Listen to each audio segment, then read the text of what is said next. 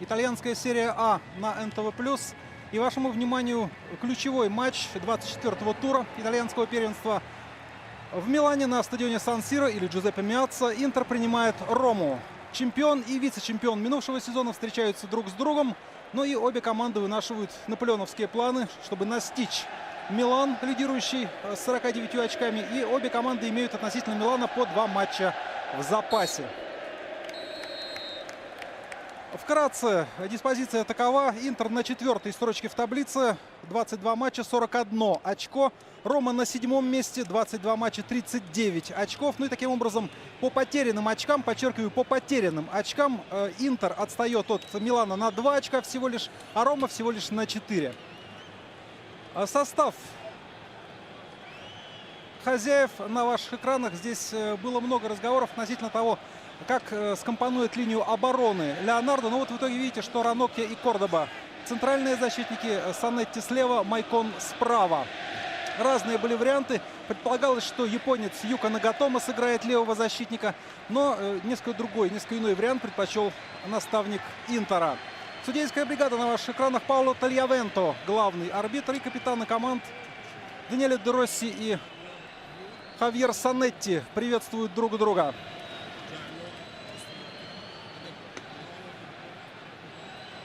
Состав Ромы нам сейчас должны продемонстрировать. И сразу обращаю ваше внимание, что ни в основе, ни среди запасных нет Франческо Тотти. Тотти загрипповал, ему предписан постельный режим, и он не полетел с командой в Милан. Стартовая расстановка гостей. Здесь все достаточно привычно. Менес сыграет как бы вместо Тотти. Но, возможно, будет вот такая вот схема, что выдвинут вперед один Барьелло, и под ним Вучинич и Менес. А может быть, Менес окажется под 2 нападающими. Это уже мы будем смотреть по ходу матча. К составам еще раз, конечно, вернемся буквально через пару минут. Я их вам назову. Но пока все готово к стартовому удару по мячу. Все готово к началу ключевого матча 24-го тура итальянского первенства. Нет, это не Пауло Тальявенто. Титр на этот раз нас обманул. Это Клаудио Раньери, наставник Ромы. Именно в матче с Интером в первом круге Рома одержала свою первую победу в чемпионате. И это стало, в общем-то, отправным пунктом к выздоровлению команды. И, может быть, послужило тому, что Раньери остался во главе Ромы. Потому что слухи о его отставке в начале чемпионата ходили довольно устойчивые. Началась игра. Интер начал с центра поля. И состав хозяев вашему вниманию. Жулио Сезар в воротах под 1-м номером. Оборона. 2-й Иван Кордоба, 15-й Андреа Ранокки, 4-й Хавьер Санетти и 13-й Майкон. В средней линии 8-й Тиаго Мотта, 19-й Эстебан Камбьяссо, 14-й Хусин Харджа. Под нападающими Уэсли Снейдер, номер 10, и 2 форварда Джампаоло Паццини, 7-й, и Самуэль Этоо под номером 9. Леонардо тренирует Интер. Рома в атаке. Очень неплохо сыграно. Ну вот это вот непонятно последнее действие. Барьелло там был красавец, конечно, а последний пас в исполнении Фабио Симплисио все испортил. Состав Ромы. Жулио Серджио в воротах под 27-м номером. Оборона. 29-й Николас Бурдиссо, 4-й Жуан, это пара центральных защитников. Йон Арне Риса, 17-й, и Марко Кассетти под 77-м номером. Это крайние защитники. Полузащита. 16-й Даниэле Де Росси, 20-й Симона Пиротто, 30-й Фабио Симплисио. Под нападающими Жереми Менес, 94-й, и 2 номинальных форварда. Мирко Вучинич, 9-й, и Марко Барьелло под номером 22. Клаудио Раньери, наставник гостей. Арбитра я вам представил. Ваш комментатор Олег Пирожков. Все внимание игре. Кордоба с мячом. У него было повреждение. И, в общем-то, я уже говорил, что несколько иной вариант защиты рассматривался в некоторых итальянских СМИ, которые предваряли вот этот матч статьями различными. Но в итоге левого защитника будет играть Хавьер Санетти. Это для него, в общем, тоже привычная позиция. Хотя она, наверное, более энергозатратна, чем позиция в центре полузащиты, которую при обычном порядке вещей занимал бы капитан Интера. Вот как раз Санетти получает мяч. У Интера вообще беда с защитниками, потому что Лусио получил травму, выбыл на 2-3 недели как минимум. Кроме того, Самуэль давным-давно травмирован. Это оба центральные защитники. Ну и вот пришлось бы бросать в бой Марко Матерацци, если бы Кордоба не восстановился. Удар по воротам и гол! И гол уже на 3-й минуте. Уэсли Снейдер открывает счет в этом матче.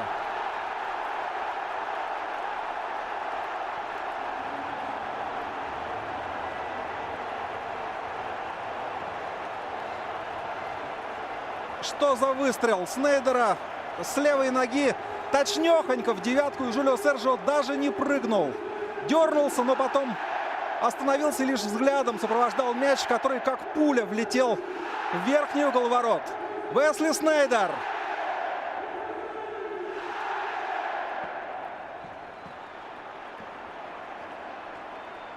Снейдер тоже совсем недавно еще был травмирован, но вернулся в строй. Он уже в предыдущем матче, который Интер проводил на выезде против Бари, вышел, провел полчаса на поле и даже забил гол в самой концовке. Ну а сегодня он открывает счет. Очень важный гол, очень воодушевляющее начало, я бы сказал, для Интера. Ну и посмотрим, чем ответит Рома. Рома, которая сегодня, еще раз напомню, играет без Франческо Тотти. Этоо с мячом. Камбьясо. И удар Джанпаоло Паццини. Паццини в 2 матчах за Интер в чемпионате Италии забил 3 мяча. Дважды отличился во встрече с Палермо. Плюс еще, напомню, пенальти он там заработал для своей команды, с которого Этоо забил решающий гол. Ну и в матче против Бари на выезде в самой концовке отличился Паццини. Там игра сложилась для Интера очень непросто, особенно первый тайм. Вообще в 2 последних матчах чемпионата Италии Интер забил 6 мячей, но обе победы и над Палермо, и над Бари дались с большим трудом. Достаточно сказать, что против Палермо команда с 0-2 отыгрывалась, ну а против Бари еще за 20 минут до окончания встречи была нулевая ничья.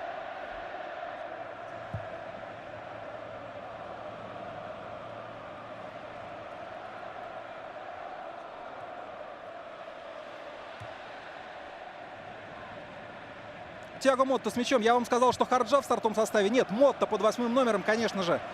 Мотта, который также воспрял духом после прихода Леонардо и который показывает очень хороший футбол. Ну, у этого футболиста были определенные проблемы со здоровьем, и он много матчей в первом круге пропустил. Но когда Мотта в порядке, это действительно очень большое усиление для команды. Вот Харджа, конечно. Когда я расстановку называл, я просто их перепутал местами немножко.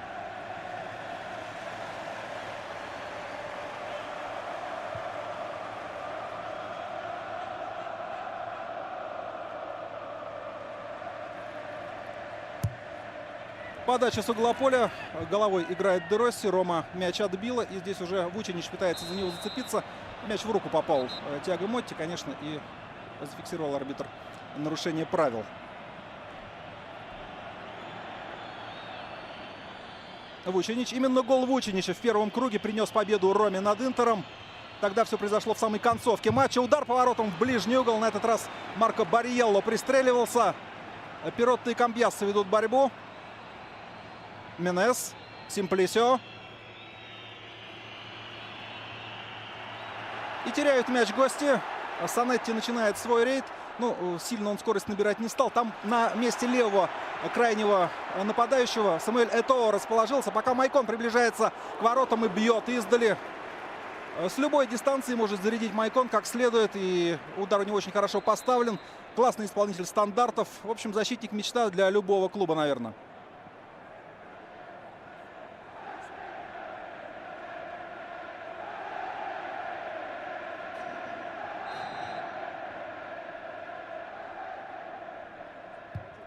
Итак, Милан, стадион Сан-Сиро. Интер против Ромы. 1-0 в пользу хозяев. Уже на 3-й минуте мяч забил Уэсли Снейдер. Менес с мячом.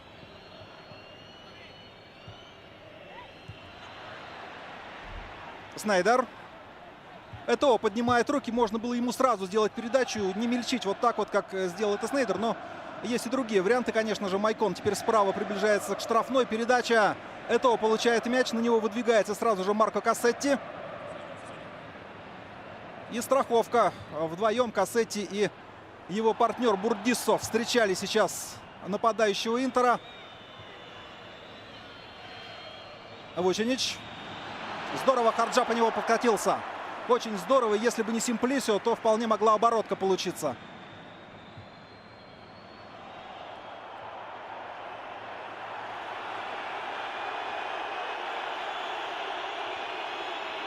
Что касается составов команд, я уже остановился на тех проблемах, которые Интер испытывал в обороне, в частности, на позиции центрального защитника. Ну, собственно, и слева тоже был вопрос, потому что дисквалифицирован на 4 матча Кристиан Киву. Он ударил в лицо футболиста Бари Марко Росси во время матча предыдущего тура. Арбитр этого не заметил, но потом специальная комиссия рассматривала видеозапись, установила вину Киву. И несмотря на то, что он звонил и извинялся перед Марко Росси, получил он 4-матчевую дисквалификацию и теперь вот в ближайших играх не помощник Интеру. Ну, собственно говоря, есть его кем заменить. Вот, в частности, Санетти вышел сегодня слева играть. И пока все для Интера складывается в обороне очень даже неплохо. Станкович тоже не играет, но это относительно давняя потеря. Он уже пропустил несколько матчей. У Станковича травмы, и он появится не раньше, чем через пару-тройку недель. Рома тоже потеряла центрального защитника. Филипп Мексес накричал на судью по окончании матча предыдущего тура и получил дисквалификацию на 2 матча. Но его заменяет Николас Бурдиссо. Это более чем равноценная замена. Интер в атаке перехватывает мяч Риса.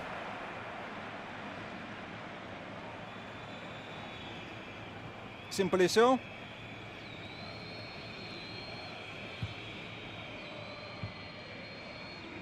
Конечно, вместе с голом Интер получил и весомое психологическое преимущество, такую инъекцию, что ли, психологическую. Я не думаю, что Рома как-то должна обмякнуть или как-то впасть в прострацию, пропустив такой быстрый гол. Команда очень опытная, и команда, в общем-то, умеет выходить с честью из самых трудных ситуаций. Правда, вот игру предыдущего тура не запишешь в актив. Римлянам показали более чем сомнительное такое представление и сыграли в ничью против Бреши 1-1, потеряли 2 очка. Барьелло прессингует. Как раз Барьелло забил в ворота Бреши, но этого гола не хватило для победы. Пацини с мячом по правому флангу идет вперед. Это отклеился от защитника и тут же вновь поспешил к нему Бурдиссо.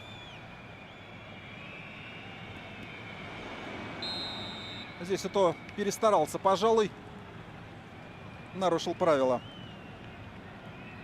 Много высказывались футболисты и тренеры в канун этого матча. Ну, в частности, Клаудио Раньери отметил, что под руководством Леонардо Интер получил новую философию игры относительно того, что было при прежних наставниках, при Бенитесе и при Мауриньо.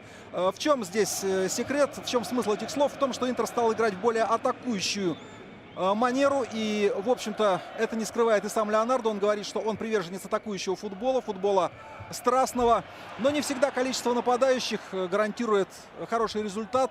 Ну вот, в частности, в прошлом туре против Бари Интер, имея 3 форвардов в стартовом составе, в общем-то, довольно долго мучился и лишь в самой концовке настоял на своем превосходстве. А как раз вот на протяжении большей части матча не хватало именно усилий полузащиты для того, чтобы мяч доставлять ближе к чужой штрафной. Хотя после великолепного второго тайма против Палермо Леонардо уверенно утверждал, что он теперь знает и убежден в том, что Интер может и должен играть в 3 нападающих.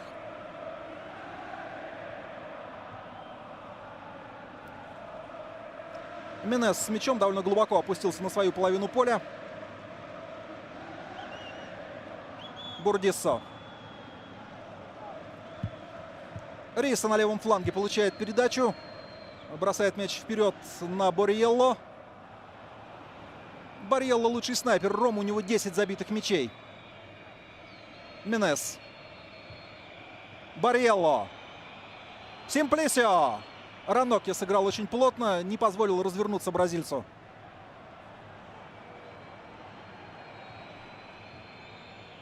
Ну, Рома сейчас забрала себе мяч. Это не нравится зрителям. Сразу свист раздается с трибун. Мирко Вучинич. И мяч в руках у Жулио Сезара. Жулио Сезар довольно долго отсутствовал. Его подменял Лука Кастеллаци. Ну и вот буквально несколько цифр. По 11 матчей всего в старте имеют каждый из голкиперов Интера, и Кастеллаци, и Жулио Сезар. Но при этом Кастеллаци пропустил в 3 раза больше мячей за это время. 18 мячей против 6 у Жулио Сезара. Я понимаю, что не только такой показатель характеризует действия голкипера. Все-таки команда стала играть по-другому, мы об этом уже говорили.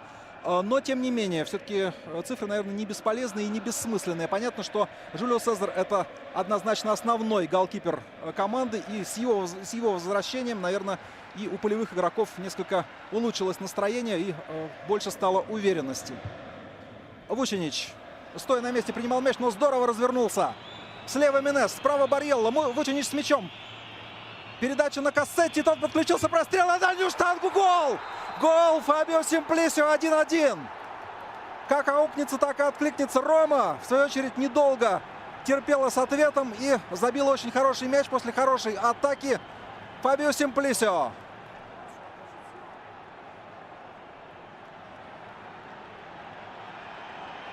Симплисио забил в недавнем кубковом матче против Ювентуса. Его гол стал тогда победным. Ну и вот теперь он забивает очень важный мяч, сравнивает счет. И из-под кого? Из-под Майкона. Из-под Майкона отличился Фабио Симплисио. Мне кажется, что Майкон не чувствовал, что сзади подкрадывается соперник. И подсказывать было поздно партнерам уже. И, в общем-то, так вот какой-то доли секунды не хватило 13-му номеру Интера для того, чтобы выбить мяч. 1-1. Какое начало?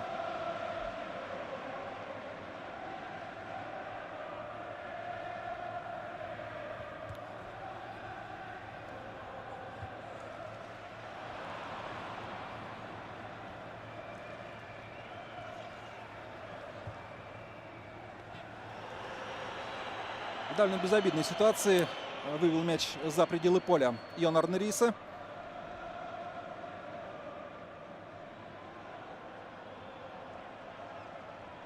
Ну и теперь удар от ворот.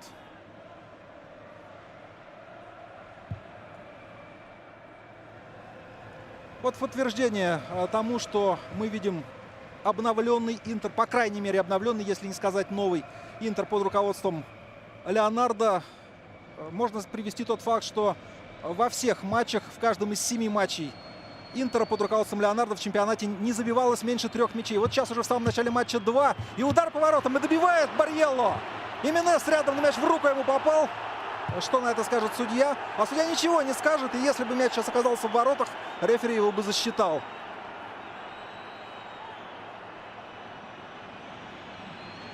Менес. Продолжается атака Ромы. Здесь фол. Фол однозначно. Харджа нарушил правила. И будет штрафной удар.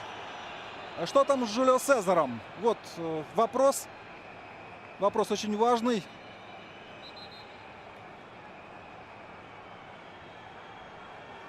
Отразил один удар, второй. И, может быть, как-то неудачно приземлился.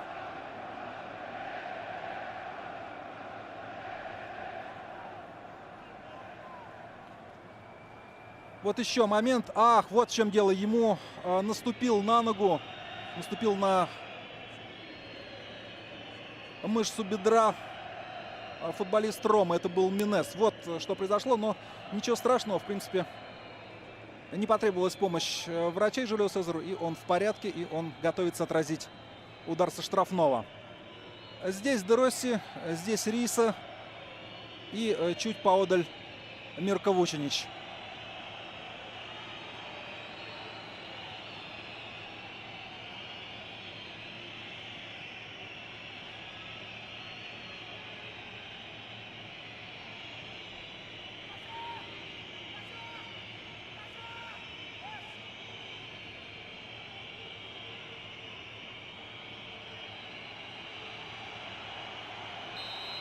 Вучинич будет бить. Принимает мяч на себя Хусейн Харджа. Тот самый игрок, который нарушил правила минутой ранее.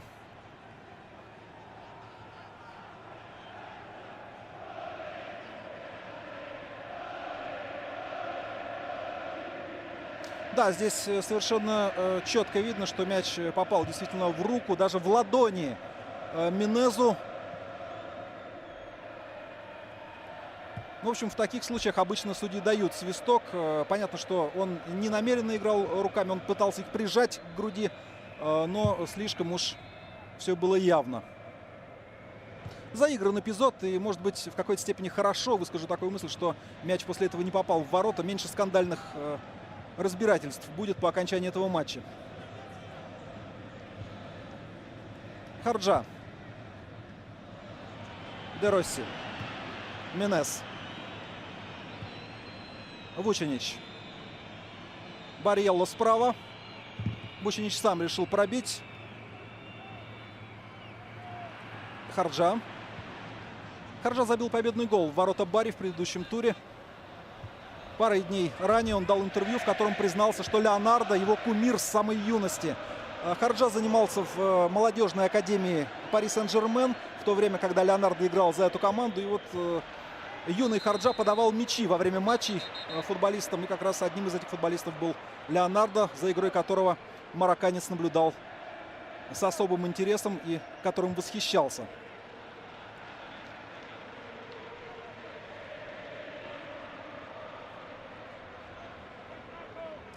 Тиаго Мотта, в отношении его тоже любопытная информация появилась в последние дни.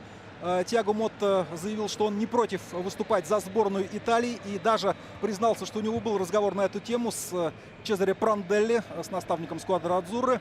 Но здесь очень тонкий момент. Несмотря на то, что семья Тиаго Мотта имеет итальянские корни, и сам он с 15 лет живет в Европе, хотя и родился в Бразилии.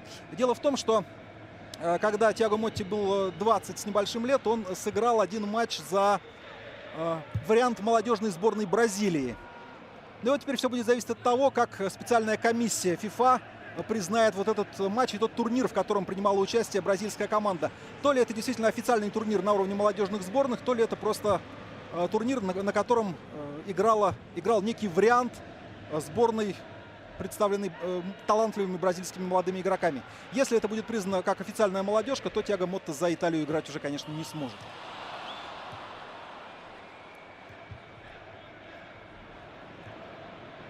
Менес назад отыграл.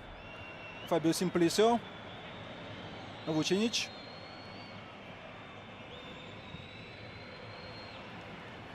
Ранокки очень хорошо действует. Вот в который раз я уже наблюдаю, когда Рома ведет позиционную атаку, Ранокки чуть вперед выдвигается и как бы первый такой заслон представляет для игроков линии атаки соперника. Остается его сзади страховать другой центральный защитник Кордоба.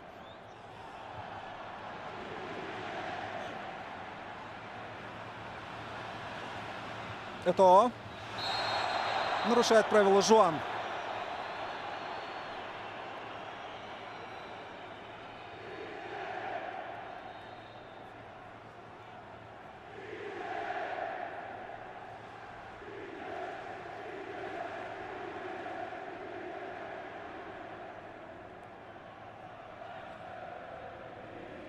Клаудио Раньери на ваших экранах, он критиковал трансферную политику Ромы. Сейчас после того, как Интер этот штрафной разыграет, я расскажу вам, в чем тут дело. 2 человека в стенке, 5 футболистов Интера в чужой штрафной. Среди них Ранокки, центральный защитник, Камбьясо, он тоже здорово играет головой. Пацини, конечно же, очень хорошо действует на втором этаже за счет выбора позиции и хорошего прыжка прежде всего. Ну и там же Тиаго Мотта.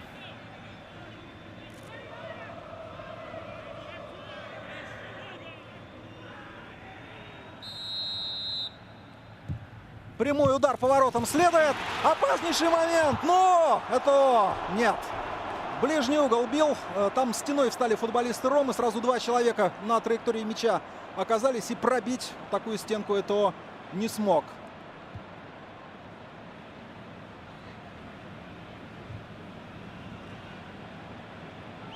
Ну так вот, что касается Раньери и его взглядов на трансферную политику Ромы, Раньери был в лучших чувствах оскорблен тем, что Рома проявила пассивность на трансферном рынке. В зимнее дозаявочное окно никого не купила. Для сравнения, Интер подписал сразу 7 футболистов новых. Но вот Рома была пассивна, и Раньери так намекнул, что это не есть хорошо. Привел в пример тот же Интер, сказал, что вот теперь у миланцев очень мощная линия атаки, а мы такой линией атаки похвастать не можем. Особенно с учетом возможных травм и дисквалификаций. Ну и, в общем, дал понять Раньери, что для команды, которая борется за Скудетто, он подчеркнул, что Рома будет сражаться за Скудетто при любом раскладе до последних туров. Так вот, для такой команды следовало бы все-таки иметь более активную селекционную службу и не жалеть денег. Хотя ситуация с деньгами в римском клубе не самая простая, и это тоже тема отдельного разговора. В паузе, может быть, тоже об этом мы немножко поговорим, пока игра нас не отпускает. И Вучинич с мячом приближается к штрафной справа, входит туда. Санетти сыграл мастерски. Не блокировал Вучинича, но очень грамотно пересек линию его движения и отделил от мяча.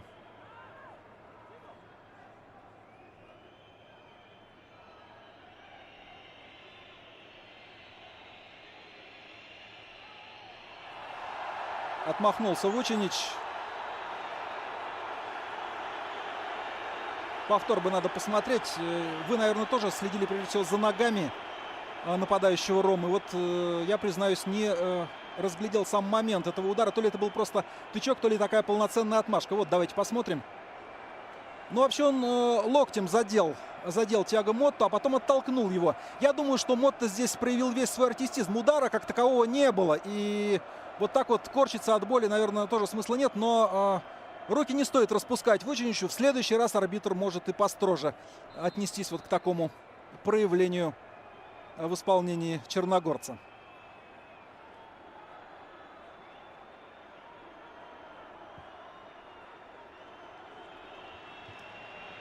Бурдица с мячом.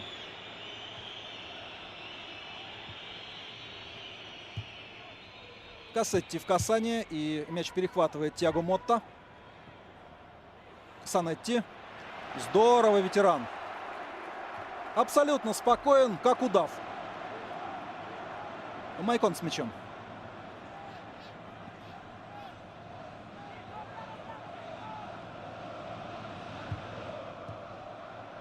Стараются подальше от своей штрафной располагаться защитники Ромы, чтобы не давать глубины атаки сопернику. И сейчас вот мы видели, как метался буквально на подступах штрафной Паццини. Но сделать рывок он никак не мог, потому что тут же оказался бы в положении вне игры. Здесь нарушение правил. Уронили Фабио Симплисио. Напомню, именно он сравнял счет после того, как опередил на дальней штанге Майкона и протолкнул мяч в сетку. Снейдер и Симплисио отличились. 25-я минута матча. 1-1 Интер против Ромы.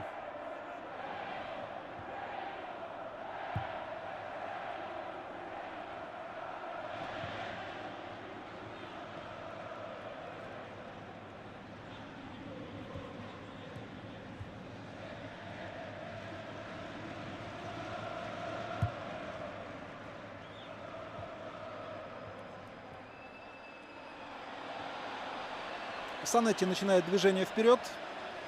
Приходит ему на подмогу Камбьяссо.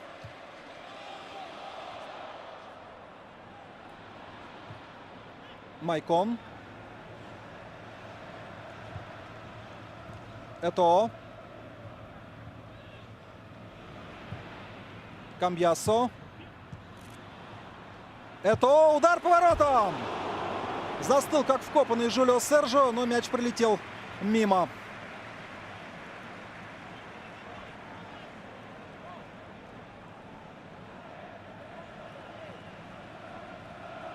Ну, знаете, вот сейчас на повторе очень хорошо видно, что перед тем, как пробил Этоо, Жулио Серджио перенес вес тела на левую ногу. То есть, в принципе, он мог бы оттолкнуться, если бы понадобилось. Мне кажется, что он просто оценил ситуацию и увидел, что мяч идет мимо. Тем более, что там от ворот это было где-то метрах в 1,5.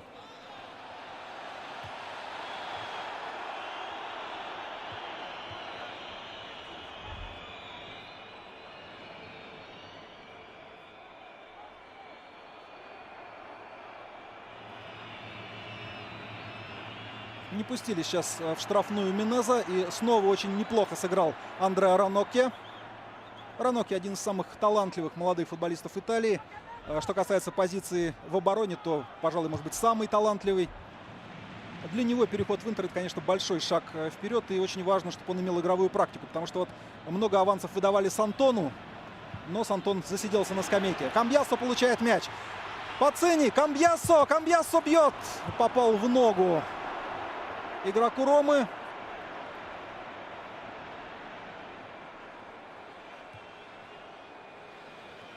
Борьелло. Камбьяссо нарушает правила.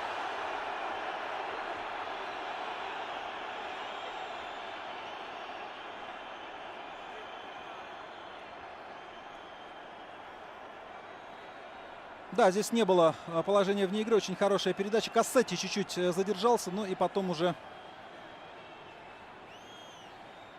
пришлось нейтрализовывать Камбьясо, и мяч попал действительно в ногу одному из футболистов Ромы, которых там было немало на этом пятачке. Харджа.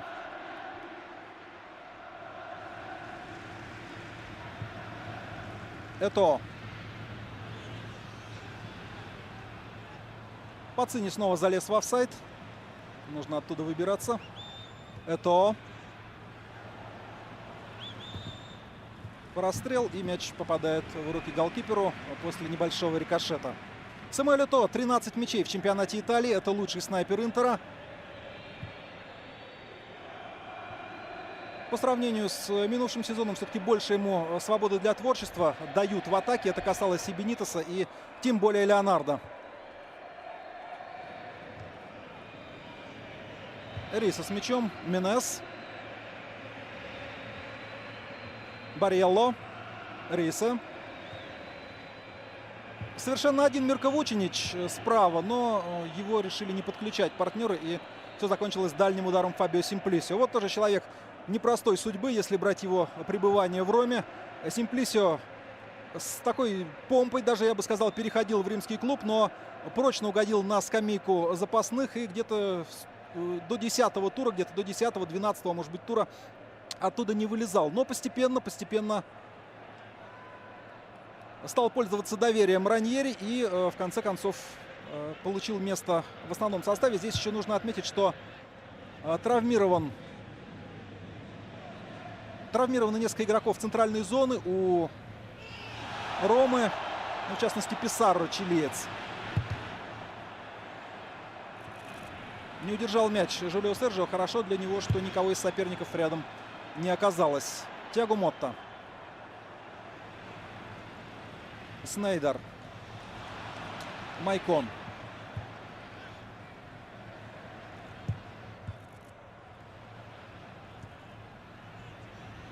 Симплисио.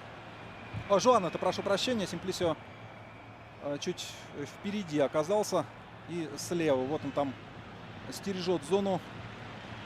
При возможном подключении Майконов готов был включиться. Санетти. Это. Ну что, Снейдер, еще один удар издали.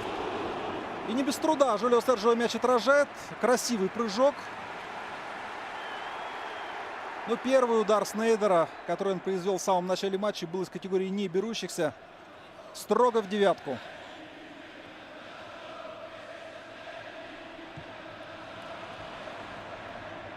Майкон. И угловой. Вот видите, кстати, если вы обратили внимание, слева там есть прибор и табло, которое отмечает скорость полета мяча при ударе. И вот этот удар Снейдера был нанесен со скоростью 87 км в час. Подача и удар Андреа Раноккиа. Он постоянно, регулярно приходит на стандарты в чужую штрафную, но вот только впервые сегодня выиграл борьбу в воздухе. Раноккиа подстригся, кстати, за те несколько дней, что прошли с матча против Бари.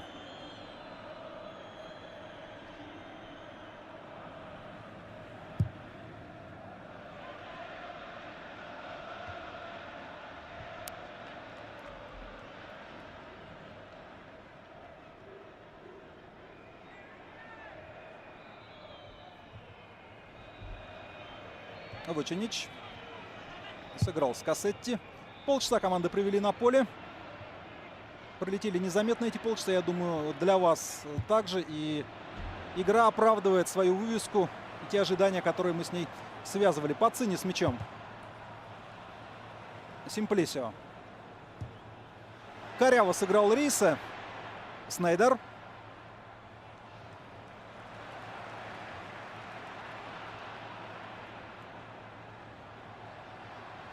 Ну что, Санетти удастся прострелить? Нет, не дает ему такой роскоши Симона Пиротто.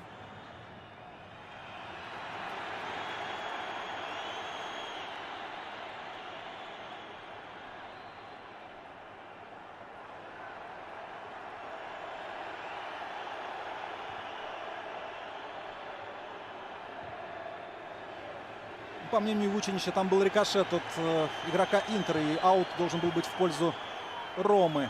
Это на границе штрафной. Пытается обыграть Жуана. Это не так-то просто сделать. Менес.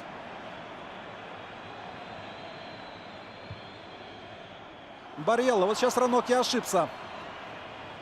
Но есть страховка в лице Кордобы. Менес. Вучинич.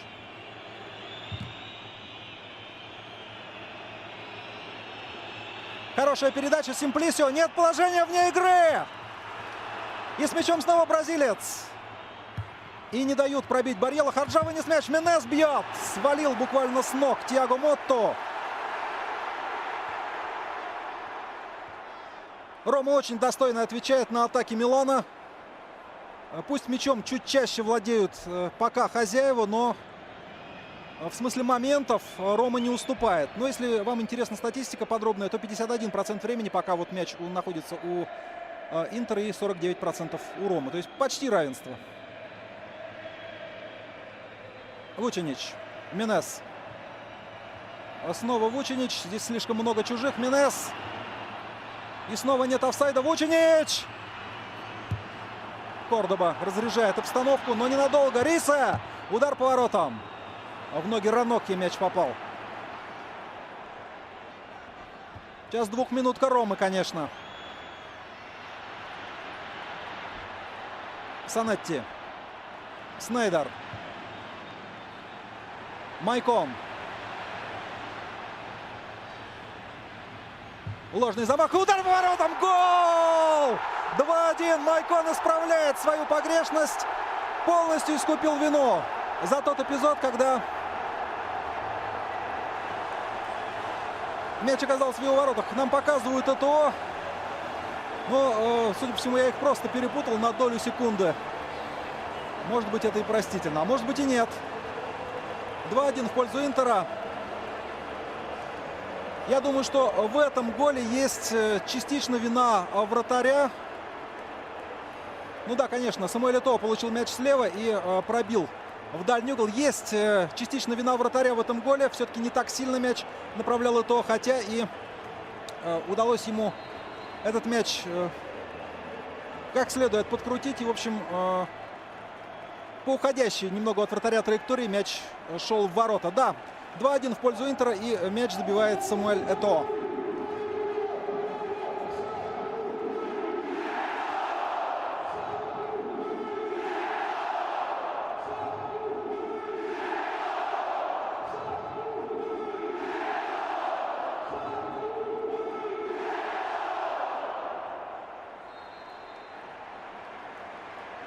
Гол номер 14 для Этоо в этом чемпионате Италии.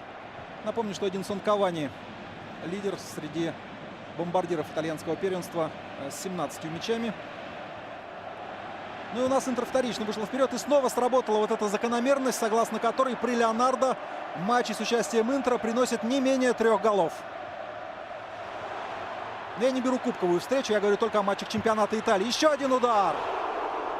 И на исполнение на этот раз показывает и то, что был рикошет.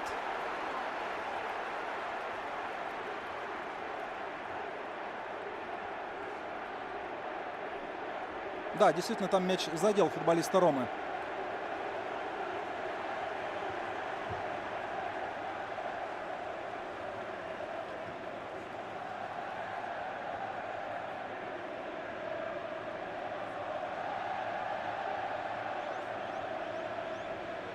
Снейдер подает. Хорошо играет Даниэле Де Росси головой. Менес. Харджа отработал эпизод до конца, но при этом нарушил правила и получает желтую карточку. Хотелось бы посмотреть повтор и понять, действительно ли Талиавенто правильно разобрался в этом эпизоде.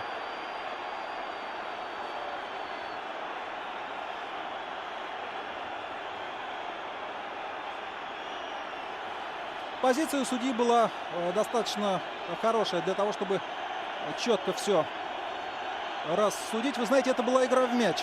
Это была игра в мяч. И мяча коснулся Харджа перед тем, как задел ногу соперника, но, на мой взгляд, это не желтая карточка. Но главный арбитр, он принимает решение, и он рассудил вот именно так.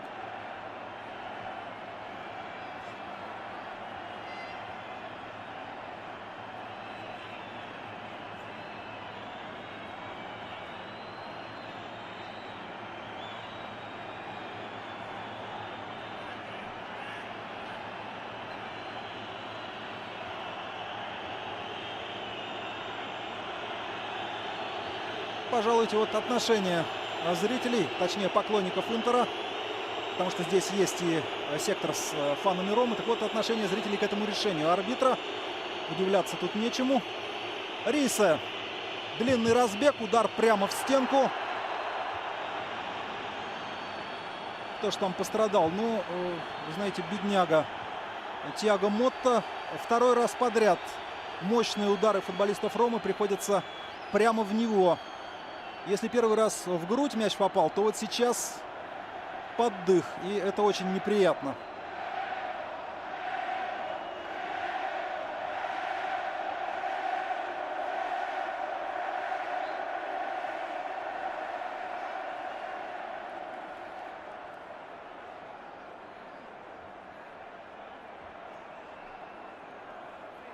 Пока у нас пауза, я пару слов скажу о том, что сейчас творится с возможной продажей Ромы. Сделка приобретает все более и более яркие, явные очертания, потому что из 5 компаний, которые претендовали на то, чтобы стать собственниками римского клуба, сделан выбор уже нынешними владельцами в пользу компании американской. И вот теперь пойдут уже предметные переговоры.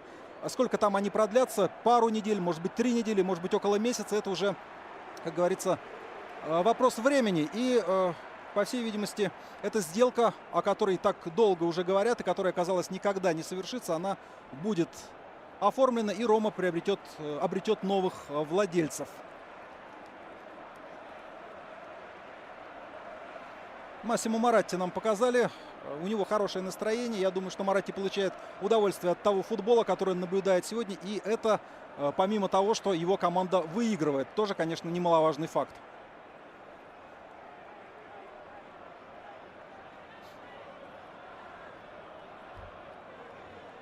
На всякий случай нам показали и скамейку запасных Интера, но здесь замены никакой не потребуется. Что касается запасных, как только первый тайм закончится, я вам быстренько назову списки тех, кто в резерве, чтобы вы тоже могли как-то подумать во время перерыва и, может быть, мысленно что-то предложить Клаудио Раньери или Леонардо.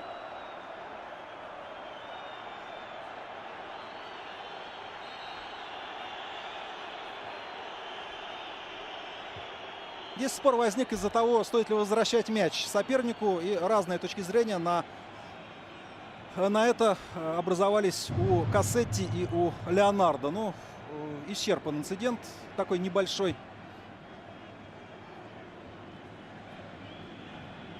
Жуан с мячом. Симплисио играет на Риса. Вучинич.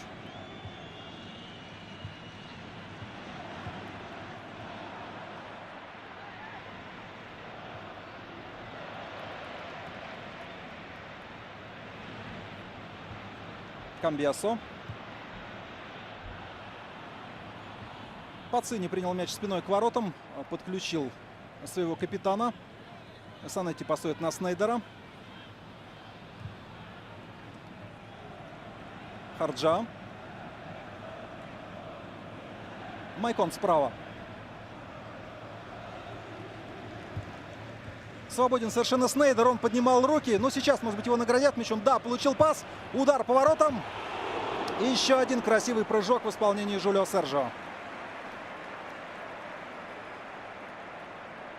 Вот это вот несколько странно. То, что Снейдера у радиуса оставляют совершенно одиноким. И никто поближе к нему, по крайней мере, не выдвигается, не играет. Это странно, потому что все знают, какой удар у Снейдера. И тем более странно, если вспомнить 3-ю минуту этого матча и шикарный гол, который голландец забил.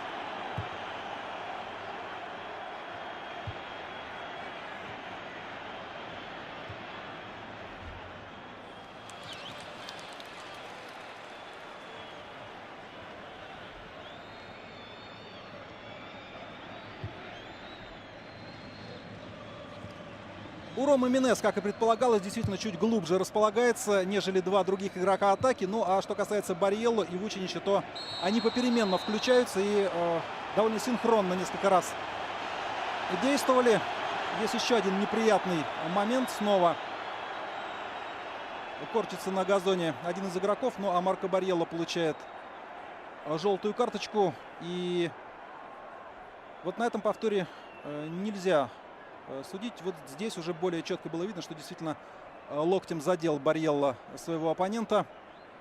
Ну, такие моменты очень строго судятся в последние годы во всем мире, особенно в Европе. Так что удивляться тому, что получил желтую карточку нападающий Рома, наверное, не стоит. Харджа с мячом. Пас штрафную. Опередил Бурдиссо Пацини. И нарушает правила Хусейн Харджа.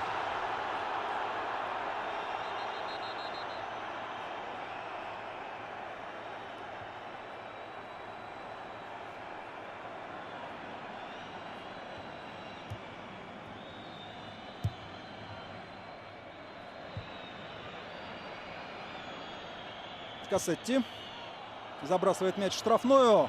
Вучинич его принимает. И Камбьяссо опережает Кассетти.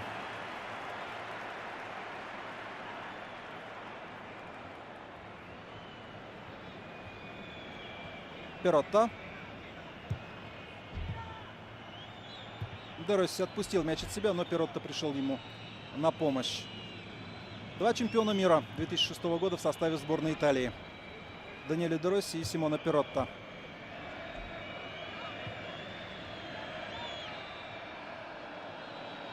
Вучинич с мячом. А не понял его сейчас Менес и совершенно в другую сторону пошел.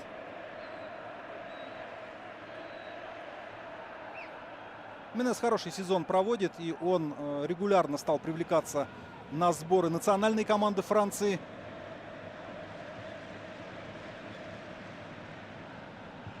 Ну и в итальянском чемпионате тоже несколько раз уже попадал на первые полосы газет и забивал.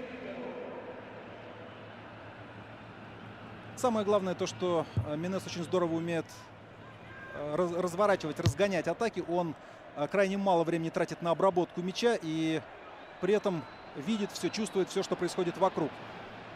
Вот как решающее звено, как человек, который может отдавать последний пас, он очень ценен.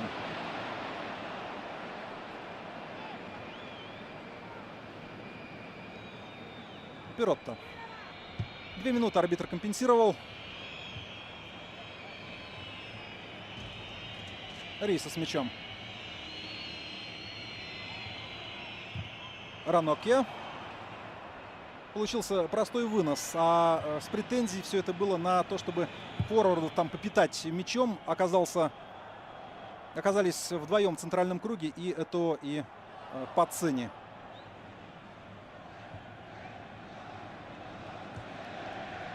Майкон с мячом. Слишком уж банально пытался обыграть Риса, просто пробросив мяч мимо него. Норвежца, конечно, на такой кривой козе не объедешь.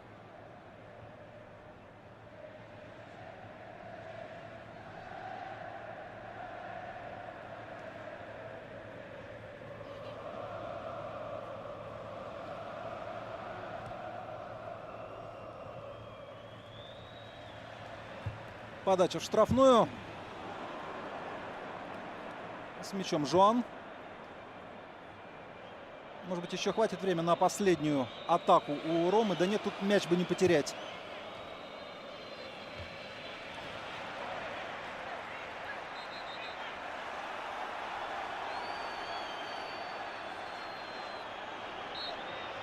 Ну что ж, свисток дает арбитр. Мы с вами посмотрели очень хороший, очень содержательный первый тайм. Обе команды действовали в комбинационном атакующем ключе и отвечали ударом на удар. В общем, игра оправдывает те ожидания, которые с ней были связаны. Очень интересного второго тайма ожидаем. Но пока я, как обещал, вам скажу, кто в запасе у Интера и Ром. У Интера вратарь Орландони, полевые игроки Матерацци, Пандев, Милито, Нагатомо, Каутиньо и Оби. У Ромы это вратарь Дони и полевые игроки Таддей, Кастеллини, Лория, Рози, Греко и Гильермо Бурдисо, младший брат Николаса Бурдисо, который сегодня вышел в стартовом составе. Ну что ж, на этом все. Пока о первом тайме. Ждем продолжения банкета. Подходит к концу перерыв в матче Интер-Рома. Пока 2-1 в пользу хозяев. Йон Арне Риса сохраняет позитивный настрой. Риса и его партнеры очень неплохо и очень на протяжении практически всего тайма очень здорово смотрелись и очень неплохо комбинировали и отвечали атакой на атаку Интера, но чуть-чуть, может быть, меньше им повезло в завершении. Напомню, что еще при ничейном счете 1-1 была пара моментов у ворот хозяев, которые вполне могли завершиться голами. Пауло Тальявенто показал две желтые карточки в первом тайме. Одну из них игроку Интера Харджа, другую Марко Барьелло из Ромы. Ну, а авторы забитых мячей — это Снейдер и Этоо у Интера, и Фабио Симплисио забил за римский клуб. Я так вот дважды и в начале репортажа, и в начале второго тайма, называя арену, на которой проходит матч, сказал Сан-Сиро или Джузеппе Меацца. На самом деле в самой Италии есть такая шутка, что когда на этом стадионе играет Милан, то стадион называется Сан-Сиро. Когда Интер, то Джузеппе Меацца. Но все просто. Джузеппе Меацца — великий футболист в прошлом и тренер в 60-х годах, практиковавший. Он все-таки большую часть своей карьеры провел именно в Интере, а за Милан сыграл лишь пару сезонов. Так что вот все-таки, наверное, когда мы говорим Джузеппе Меацца, это больше относится к Интеру. Леонардо занимает свое место на капитанском мостике. Все готово к началу второго тайма. Замен, как я понимаю, никаких тренеры не сделали. Значит, продолжаем смотреть футбол.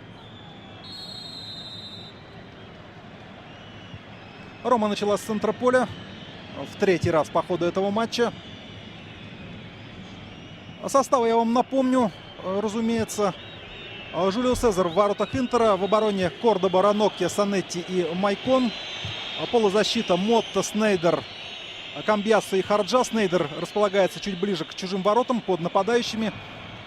Ну и пара форвардов — это Пацини и Этоо.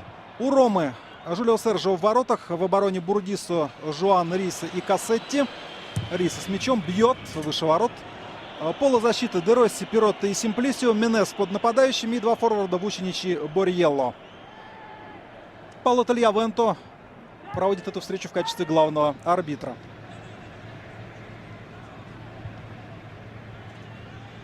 В перерыве здесь была очень любопытная сценка. Режиссер показал сразу 6 японцев с фотоаппаратами, которые прильнули буквально к заградительной сетке. Стояли на первом ряду трибуны, которая вот напротив нас с вами располагается. Ну и все буквально они в ожидании того, что все-таки выйдет на поле Юка Нагатомо, японский защитник, который был арендован Интером у Чизене буквально несколько дней назад. Кстати, сам Нагатомо сказал, что для него огромным сюрпризом стал переход в Интер. Но оценили по заслугам игру в первом круге за аутсайдера итальянской серии А. Нагатомо пока в запасе. Я вам перечислял список резервистов в той и другой команде. Ну а теперь Интер идет вперед.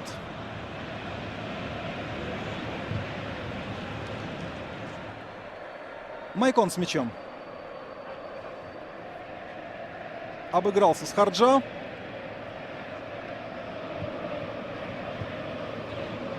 Здесь Пацини и Майкон немножко не в такт действовали, а иначе мог бы защитник проникнуть в чужую штрафную.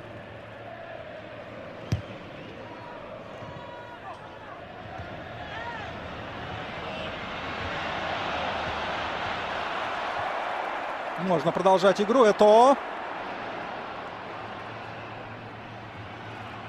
И хорошо в отборе играет Пиротто.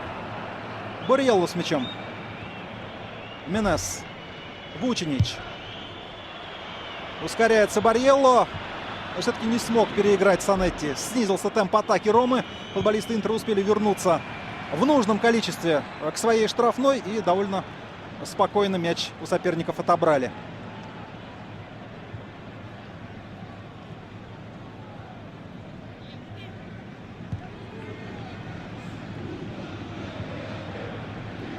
Снейдер. Кассетти не пускает этого вдоль бровки. Мяч покинул пределы поля. Поэтому аут должна вбрасывать Рома.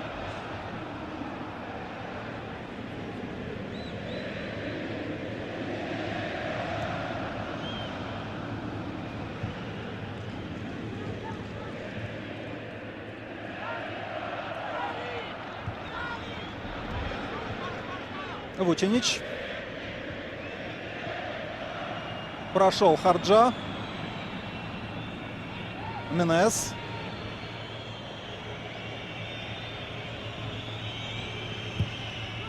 Передача в штрафную. Играет Аранокке.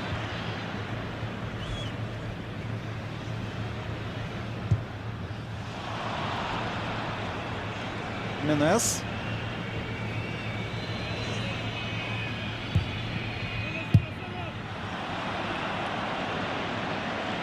Упорно пытались с правого фланга просочиться в штрафную с мячом, либо просто прострелить оттуда футболисты Ромы, но оба раза оборона Интера сыграла четко. Симплисио. Менес. Было нарушение правил. Негодует Тиаго Мотта, но похоже, что все-таки он не безгрешен был в этом эпизоде.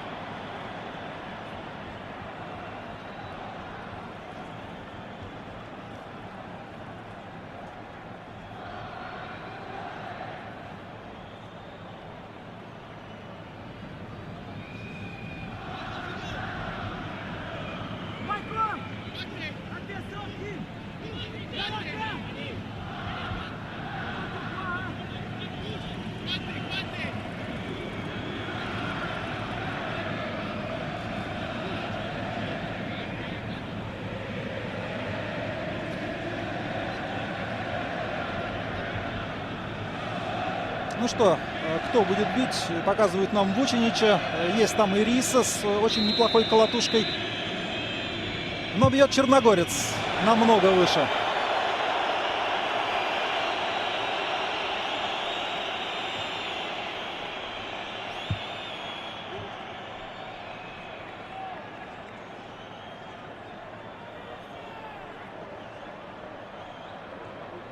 Еще раз повторю, что сегодня мы наблюдаем противостояние действующего чемпиона и вице-чемпиона Италии.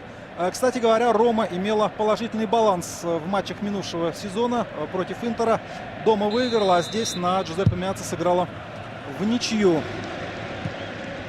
Не всякий мог похвастаться вот подобным достижением в годы безраздельного господства Интера в итальянском чемпионате. Теперь эти годы, наверное, уже прошли, потому что в нынешнем сезоне очень непросто все складывается для черно-синих. Здесь Снейдер мог распороть буквально ногу Перотти, но, к счастью, все обошлось.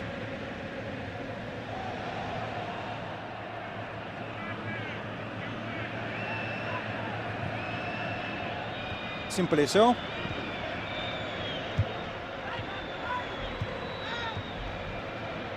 Все передачи в касании. И все они точные. Риса. Свалился мяч немножко с ноги и пошел слишком близко к вратарю.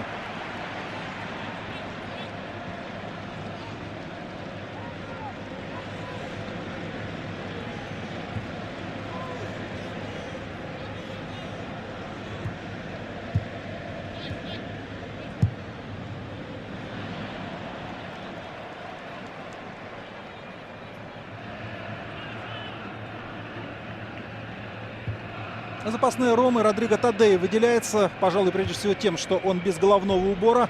Может быть, мы этого бразильца сегодня увидим по ходу матча. Увидим уже на поле, в игре. Снейдер. Этоо.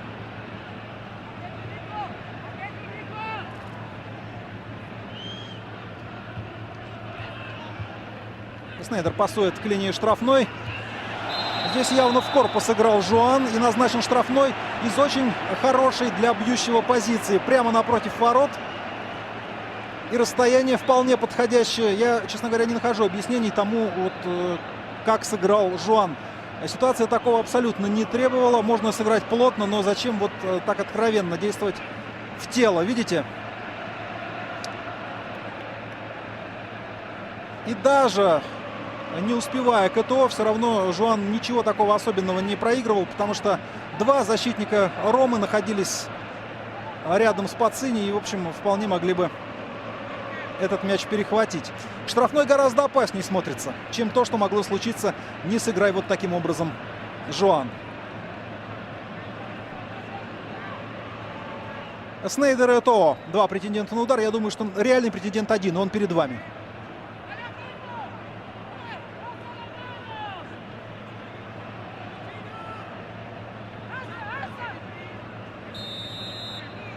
Бьет Снейдер и попадает на этот раз в стенку. Кордоба.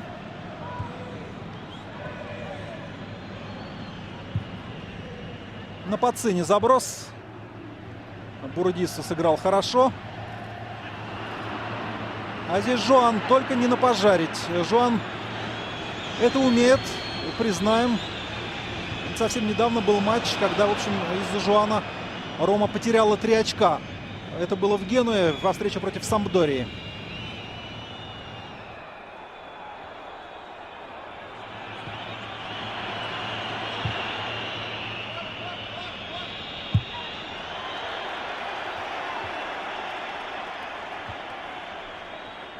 Кое-какие коррективы внес в игру своей команды без мяча Леонардо. Если вы заметили, Интер стал поближе к чужим воротам начинать прессинг. И, вы знаете, это приносит свои плоды. Вот сейчас, например, просто выбили мяч футболисты Ромы. Бездарно достаточно потеряли его. А все из-за того, что очень хорошие движения продемонстрировали соперники и перекрыли возможные адресаты для передачи. Ну а теперь штрафной.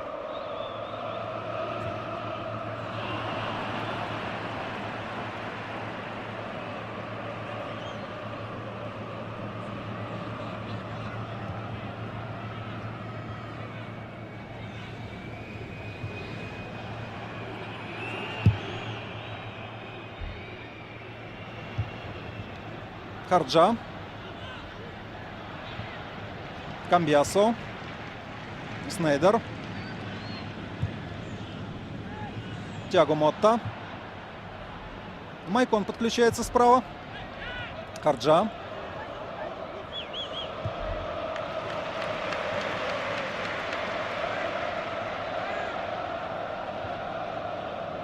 Интер не форсирует события, старается вытянуть соперника на свою половину поля.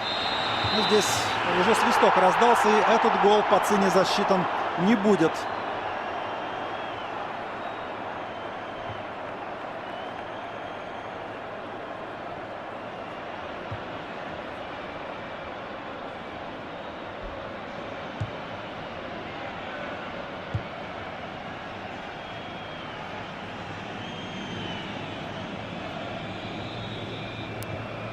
Симплисио. Перотто переводит мяч на противоположный фланг. Вучинич.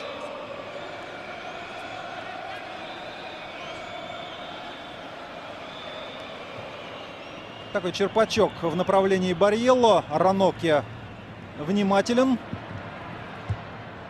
Менес. Барьелло. Вучинич.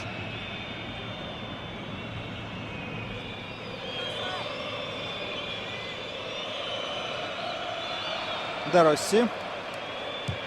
И удар издали. В штрафную особенно не пускали, и Де Росси решил попытать счастье вот таким вот образом. Имел право, в общем, если учесть, что ударом он обладает хорошо поставленным. Правда, достаточно редко пользуется этим своим оружием, но вот сейчас решился.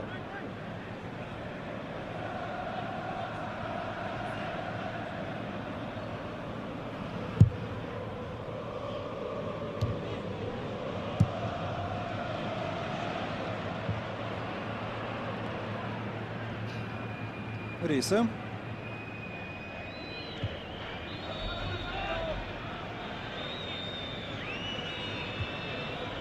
Менес с мячом. Симплисио. Менес. Кордоба вот в этой цепочке оказался последним, кто коснулся мяча и разрушил замыслы соперника.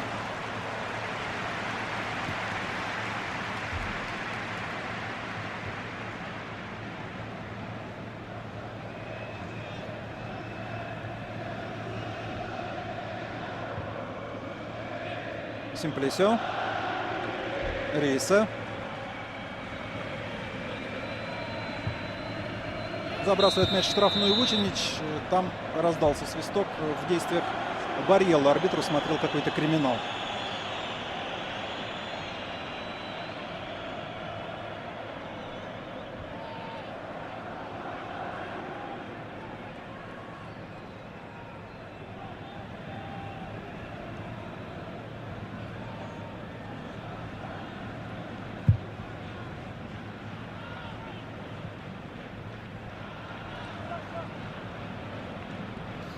Ну, вполне логично предположить, что в составе Ромы какие-то изменения произойдут. Команда проигрывает, что-то нужно менять. И вот сейчас нам показывают первого кандидата на то, чтобы выйти на замену. Я, правда, вот в такой позиции со спины, да еще и в присядку, разглядеть не смог. Кто это? Ну, совсем скоро узнаем. Менес. Барьелло. Очень хорошо, очень хладнокровно действует Майкон. Сыграл СТО.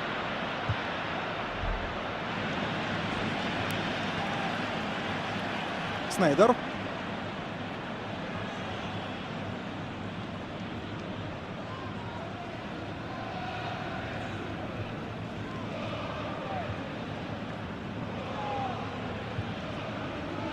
Такого феерического темпа, который был в первом тайме, пока мы не наблюдаем во второй половине встречи.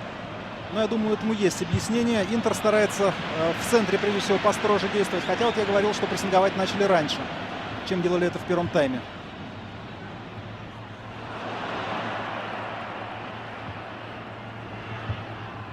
Симплисио.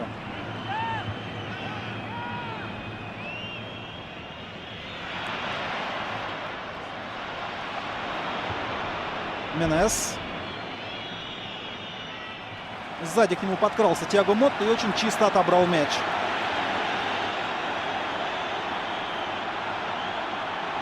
Менес там, похоже, травму получил. Хромает, но, по крайней мере, самостоятельно поднялся с газона.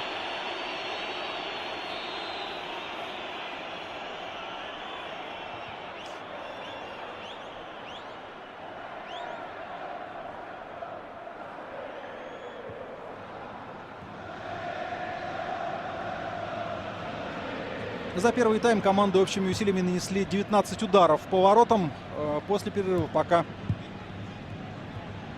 такой активности в их действиях не видно. Но вот сейчас, может быть, что-то получится у Интера. Передача на Пацини. Он падает в штрафной. Падает в штрафной. Красная карточка Николасу Бурдису и пенальти. Вот этот двойной удар, от которого Рома может и не оправиться. Сейчас очень многое, если не все, будет зависеть от Джулио Серджио. Надо брать пенальти, если, конечно, хочет Рома этот матч еще зацепить.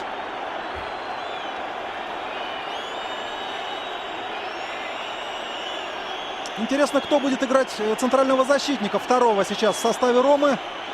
Потому что в запасе такой человек только один. Это Бурдиссо-младший. Но у него почти нет игровой практики. Но здесь мы видим, что принял очень здорово мяч Пацини. Сразу же корпусом его прикрыл, и дальше уже Бурдиссо фалил. Это у мяча.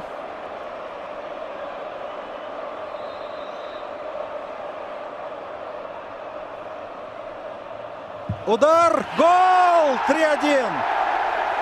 3-1. Интер увеличивает преимущество. Самуэль Этоо делает дубль в этом матче.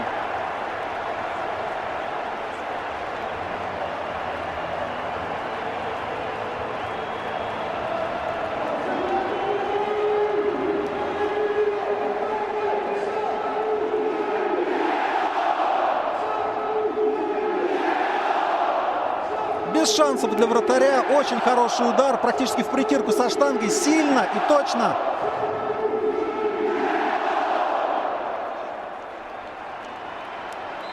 И здесь уже никакой прыжок Жулио Серджио спасти ситуацию не мог. Да, -2 у Ромы по счету и -1 на поле.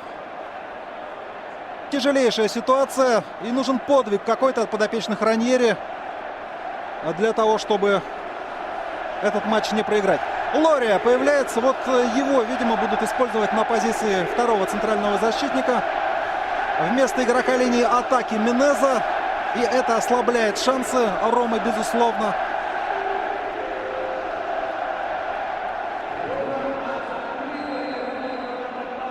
Симона Лория на ваших экранах. По стадиону его объявили как Лария. Ну, это игрок очень опытный. Ему 34 года, но глубокий резервист, так скажем. И в этом сезоне он за Рому не выходил.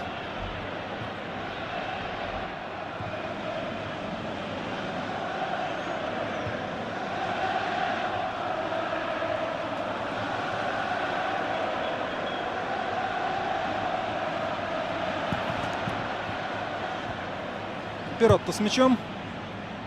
Вученич. Барьелло. Ну, возможно, теперь Симплисио станет поближе действовать к Вученичу и Барьелло для того, чтобы как-то компенсировать отсутствие Менеза. В любом случае, гораздо больше объем двигательной активности, больше объем работы потребуется от бразильца, хотя он и в первом тайме не филонил. Это даже не к тому, что он забил гол, а просто потому, что он был одним из лучших в своей команде. Снейдер отдает голевую передачу. Нет положения вне игры. Очень тонко прочувствовал ситуацию Пацини. Ну, а дальше уже свое дело сделал Николас Бурдиссо. Легкого достаточно движения. Было достаточно, чтобы упал Пацини. И никакой симуляции здесь тоже не было. Игровой эпизод. Статистика Пацини просто потрясает. 3 гола, 2 заработанных пенальти. И это если учесть, что он появился в Интере, ну, буквально неделю с небольшим назад.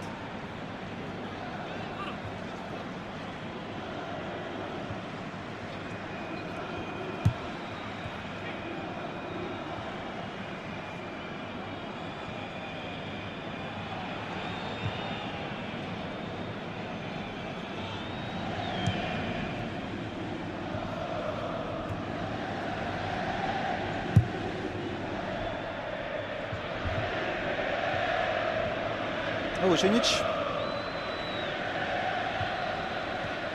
Де Росси.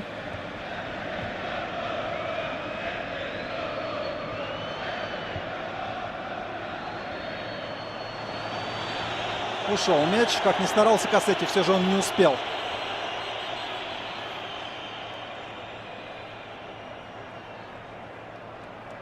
Еще одна замена у Ромы. Это вот та замена, которая изначально планировалась. Вместо Симона Перотты Родриго Таддей появляется. Действительно, этот бразилец планировался к выходу на поле. Нам его не зря показывали. Он активнее других разминался.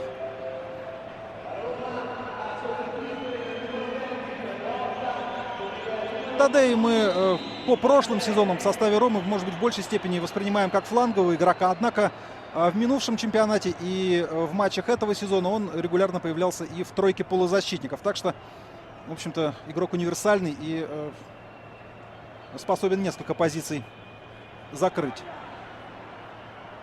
Таддей вступает в борьбу. Не удалось отобрать мяч у Пацини. Майкон.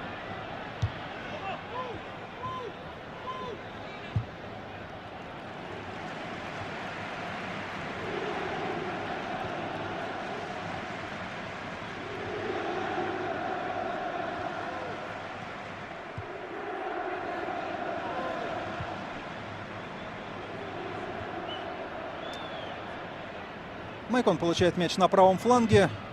Вот сейчас неплохо сыграл Лария. Это его первое включение в игру, и он опередил Самуэля Этоо. Снейдер. Этоо. Удар Снейдера. Мяч задел кого-то из футболистов Ромы, потерял скорость. Это упростило задачу Жулио Серджио. Жуан, видите, здесь выдвигался на Снейдера.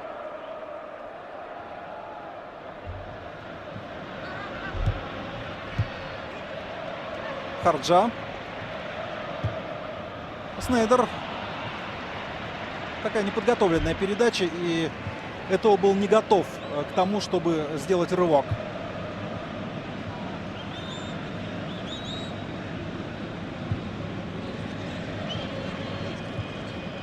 Тадей.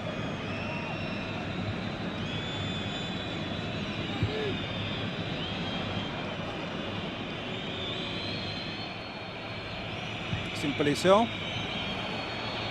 Де Росси. Передача в расчете на то, что Барриелло либо Симплисио сыграет головой. Но в отношении Симплисио такие надежды слишком уж оптимистичны. 3-3. Контратака Интера. Этоо в штрафной. Передача на Пацини. И тащит этот мяч Жюлио Серджио, сохраняя своей команде пусть призрачную, но какую-то надежду в этом матче.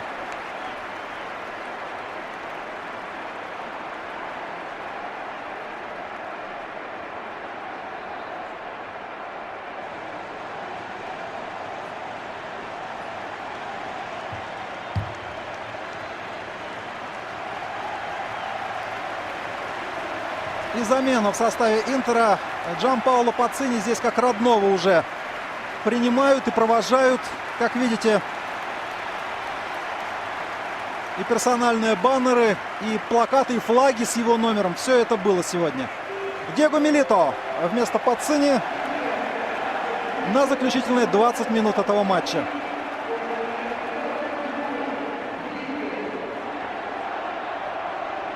Вот, пожалуйста, сходим с ума по Пацини. Тот плакат, который любили поднимать поклонники Сампдории, теперь используют и болельщики Интера.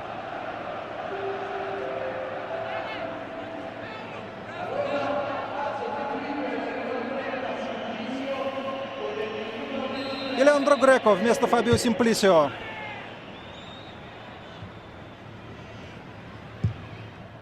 Подача. Это удар. Гол! Счет становится таки 4-1. Тиаго Мотта. Тиаго Мотта забивает после скидки Самуэля Этоо. Забивает из позиции, с которой сложнее было промахнуться, нежели послать мяч в сетку. Ну что, Рома, похоже, выбрасывает полотенце на ринг. Очень жаль. Очень жаль. Вот один эпизод практически все перечеркнул. Для римлян я имею в виду фол Николаса Бурдисо на Пацини. Там случилось и удаление, там случился и пенальти. Ну, а теперь уже Интер добивает соперника. По первому тайму однозначно Рома не заслуживала вот такого положения вещей. Но теперь уже бессмысленно гадать, что было бы, если бы.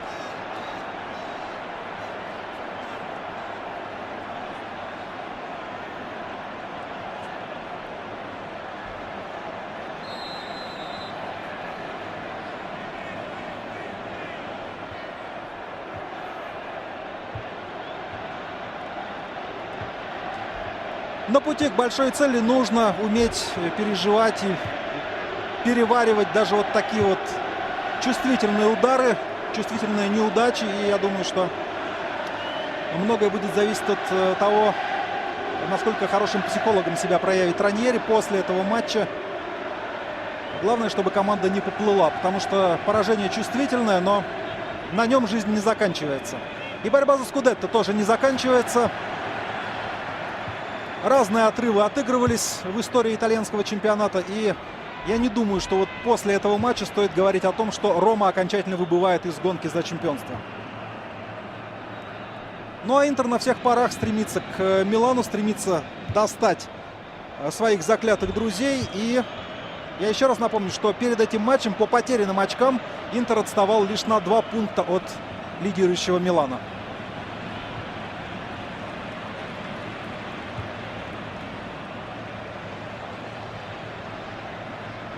Пять последних домашних матчей Интер выиграл на своем поле. Ну и понятно, что сегодня эта серия, скорее всего, продолжится.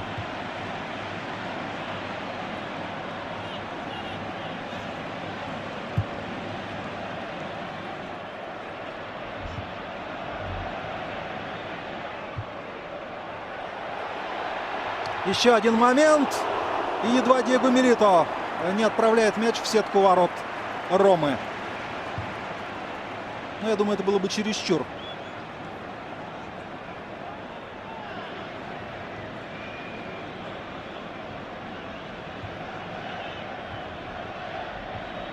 Греко.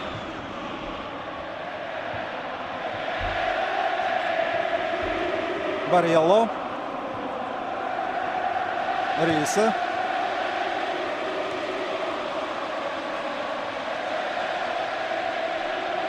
Де Росси попытался приблизиться к воротам, но его уронили.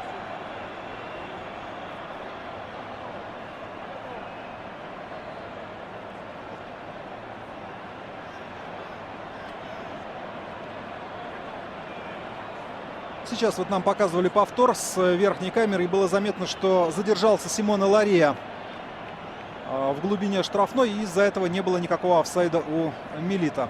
Ну, Лария, я думаю, это простительно, потому что игрок только-только еще осваивается. Он проводит свои первые минуты вообще в этом сезоне на поле в основе Ромы. И это не так-то просто в такой матч войти, да еще при таком счете. Ну и респект японским болельщикам. Юка Нагатомо вместо Уэсли Снейдера. Дебют японца в составе Интера. Я говорил, что там его соотечественники буквально прилипли к ограждению трибун. Я забыл упомянуть о том, что на каждом из этих 6 японцев был свитер Интера с номером Нагатомо.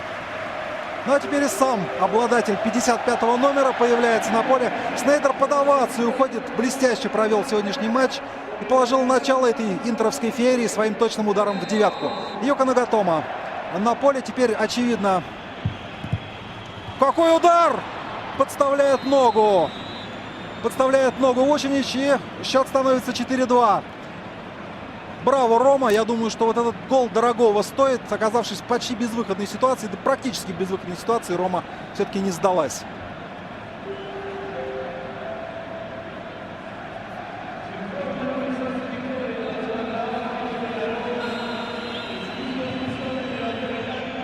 Де Росси бил, ну и подставил ногу очень удачно. А Вучинич, мяч пошел в противоход голкиперу.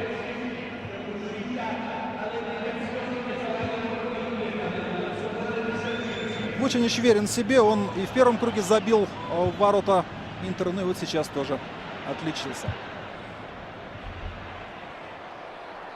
Да, ну и теперь я так понимаю, что Хавьер Санетти перейдет в полузащиту. Ну а Юка Нагатомо займет место на левом фланге обороны Интера. По крайней мере, это было бы логично.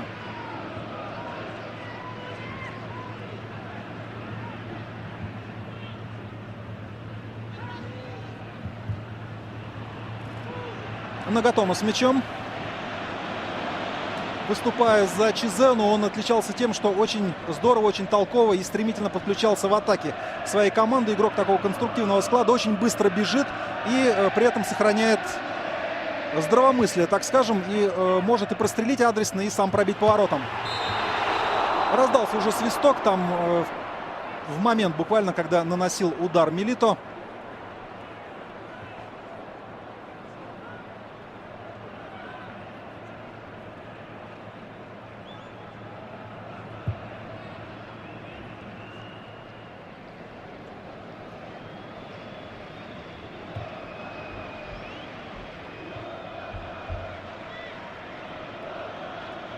Рома идет вперед.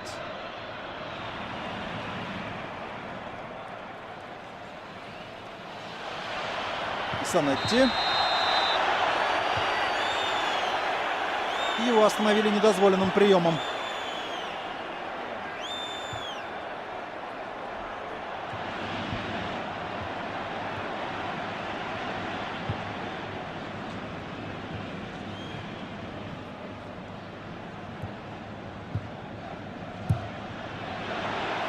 Здесь положение вне игры у Нагатомо. Ну вот, собственно, он начал уже оправдывать сказанное о нем, оправдывать авансы, которые я позволил себе ему выдать. Включился в игру и сразу побежал поддерживать атаку левый защитник Интера. Понятно, что конкуренция просто сумасшедшая у него на его излюбленной позиции. Киву дисквалифицирован, но не навечно. Он, в конце концов, вернется в строй. А что касается Санетти, то тот прекрасно действует слева в обороне и не забыл, совершенно не утратил своих навыков, которыми отличался в молодые годы. Вот. Ну и по сути получается так, что Нагатомо, наверное, при прочих равных третий кандидат, всего лишь третий выбор на место левого защитника. Но японцы трудолюбивы по своей сути, японские футболисты в частности. Я думаю, что этот малыш еще не раз появится в составе Интера в матчах второго круга текущего сезона.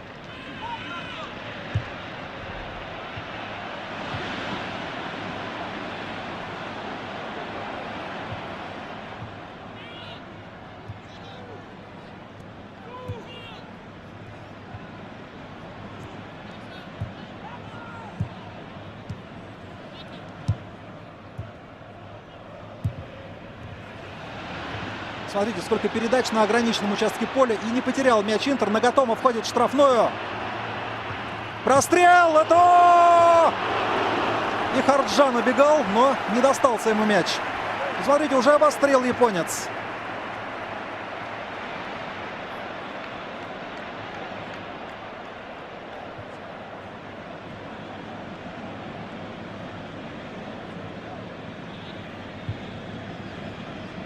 Греко.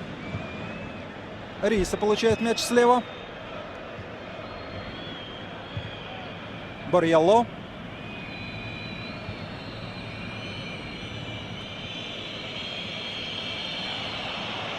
Греко движется вперед. Пас на Марко Барьелло. Тот оригинально пытался обмануть Майкону, но тот не поддался.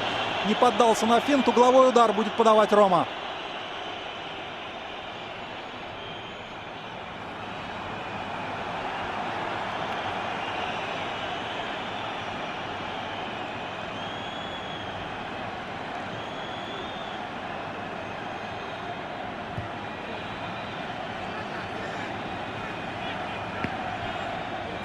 Я думаю, что двух мячей Риса не надо, хватит и одного. Подача. Удар поворотом. Штанга. Удар, еще один гол. Гол! Гол! И смотрите, кто забил. Кто забил? Симоне Лария. Говорят, что раз в год и палка стреляет. Здесь даже не палка, а какой-то веник, наверное, выстрелил. Лария, который провел на поле в этом сезоне всего лишь 15 минут. Сокращает разрыв в счете до минимума. И Рома хочет совершить чудо. Какая концовка нас с вами ждет? Рома в меньшинстве, в десятером. Забивает 2 мяча в ворота Интера. 4-3.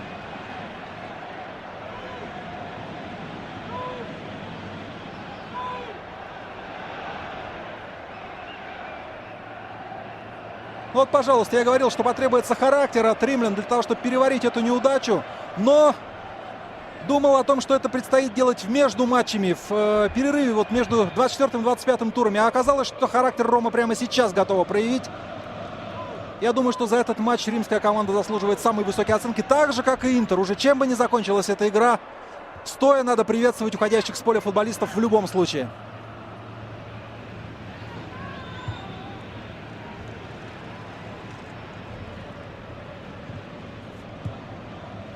Харджа. Это слева. Нагатомо. Камбьяссо пропускает. А кому пропускает? Майкон, удар по воротам. Наверное, и сам мог пробить сейчас Эстебан Камбьяссо. Он находился у самой линии штрафной. На этот раз интуиция его подвела. Де Росси. Вучинич. Барьелло. Риса.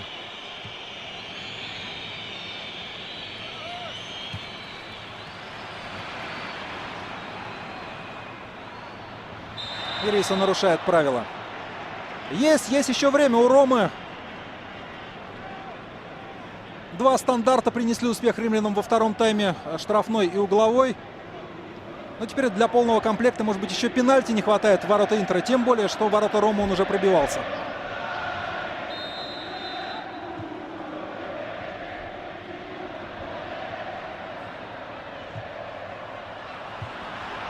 Жуан.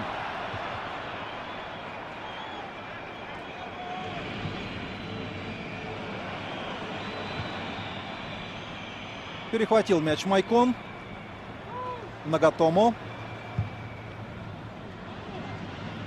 Лария четко играет головой. Кстати, Лария появится в любом случае в следующем матче в основном составе Ромы. Просто потому, что больше играть некому.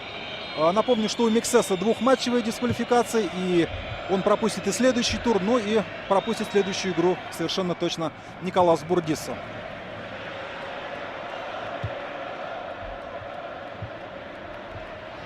Камбьясо.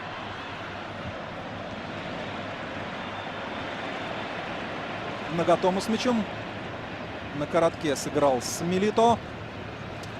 И пас на реактивного японца. Аларей его не пускает к мячу. Удар от ворот.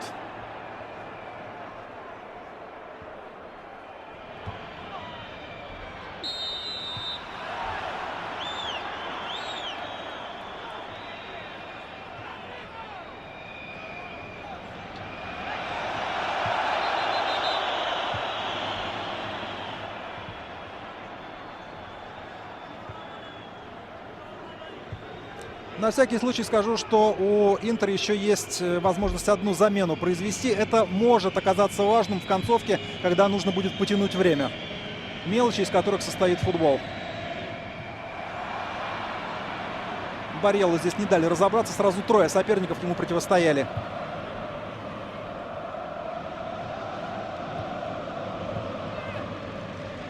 Нагатомо. Смотрите, как часто я называю фамилию японца. Партнеры не боятся снабжать его мячом. Сразу как-то стали доверять. Ну и это тоже своего рода показатель. Я думаю, что по тренировкам в Интере Нагатомо, видимо, себя с лучшей стороны зарекомендовал.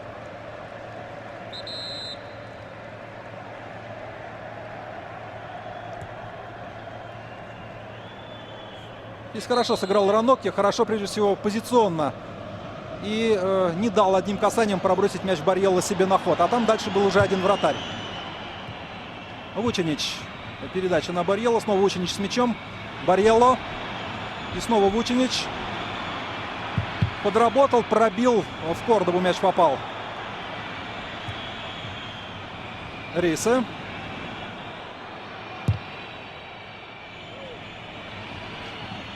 Нарушил правила Барьелло.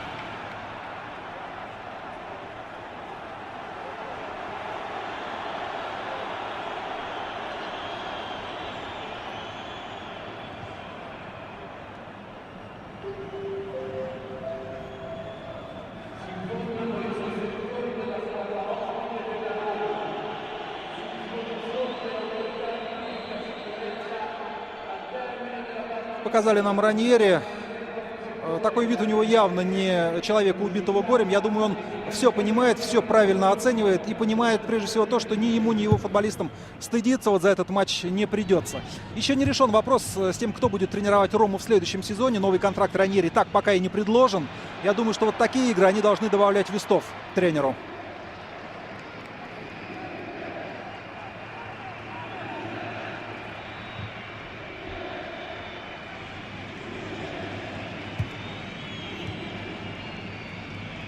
Тадей.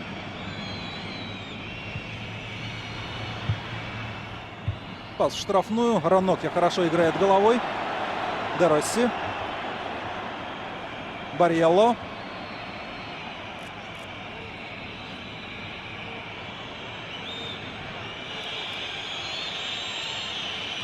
Долго держит мяч. Все-таки обыгрывает Майкона. Но Санетти пройти не удалось. Санетти сегодня вообще, по-моему, не совершает ошибок.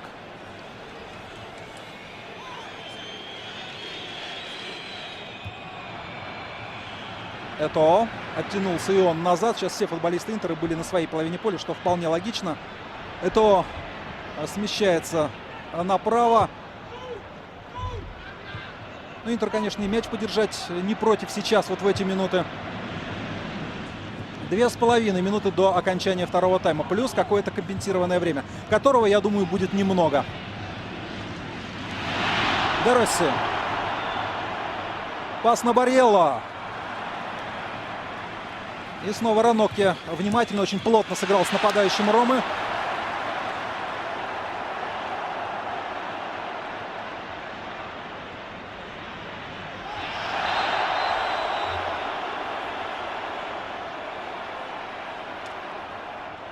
Желтую карточку получает Даниэле Де Росси.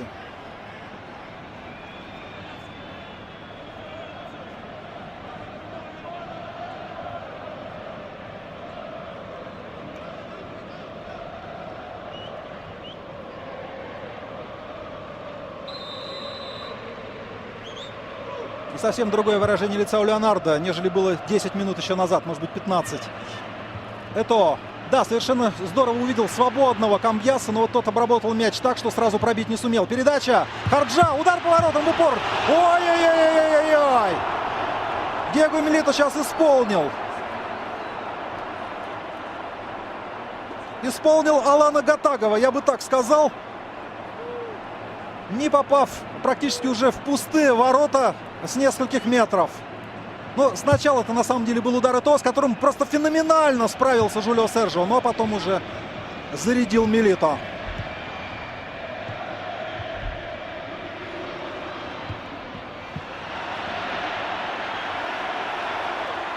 Идут вперед хозяева. И последняя минута. ЭТО продавливает Тадей. Передача. Перехватывает мяч Жулио Серджио. Камбьясо. Удар. Гол. Гол. И это все.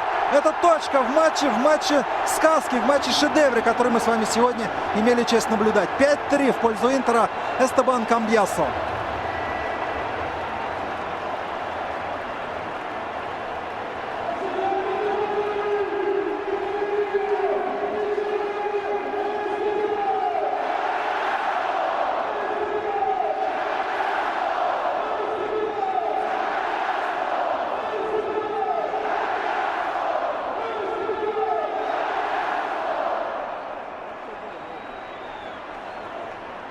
Пятый гол Камбьясо за Интер в этом чемпионате. И на самом деле больше него забил в этой команде только один человек. Вот тот, который сейчас с мячом и который отдает передачу. Самуэль Этоо.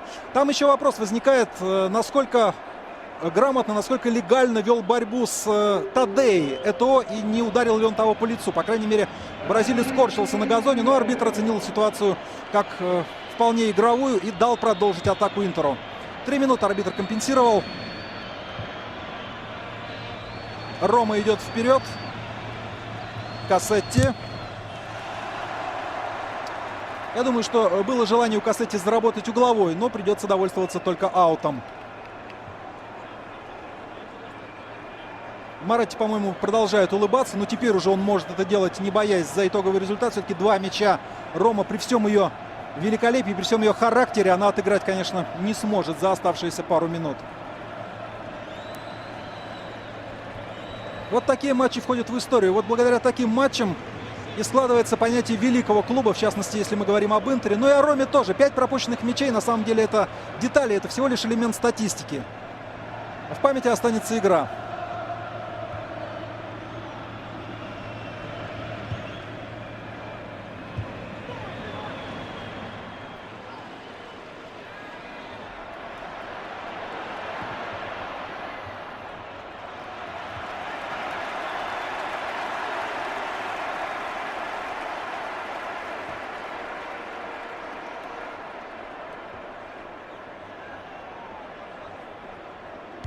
Я думаю, что Майкон был бы не прочь прямо сейчас закончить этот матч. По крайней мере, никакой активности внешне не выказывал, но потом сделал передачу в направлении Милито. Да, Милито, я думаю, расстроен, и он будет расстроен и будет в не очень хорошем настроении, как бы ни закончился этот матч. Потому что такой шанс запороть — это все-таки удар по самолюбию.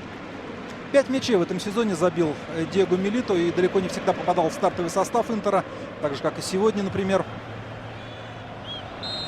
Здесь офсайд у Вучинича.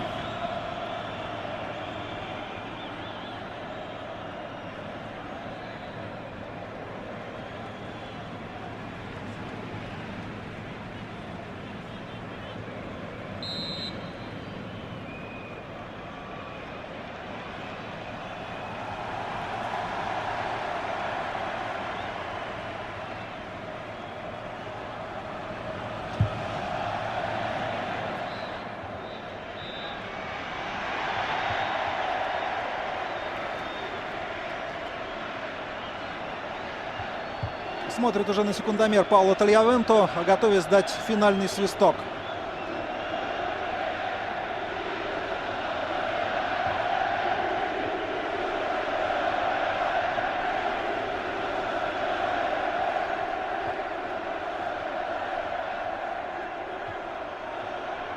Это По-моему, этого пасовал Натальявенто. Хотел того подключить к игре. Все. Все, закончен этот матч. Матч, о котором мы долго, наверное, не забудем, который будем вспоминать и который, может быть, кому-то приснится в хороших, ярких футбольных снах. 5-3. Интер выиграл у Ромы. Дважды ЭТО. По разу Снейдер, Тиаго Мотта и Камбьясо отличились у хозяев. Симплисио, Вучинич и Лария забили за Рому. Интер при Леонардо одерживает 7-ю победу в 8 матчах итальянского чемпионата и продолжает преследовать Милан, отставая по потерянным всего лишь на 2 очка от лидера. Вместе с вами футбол смотрел Олег Пирожков. Всего доброго и до встречи.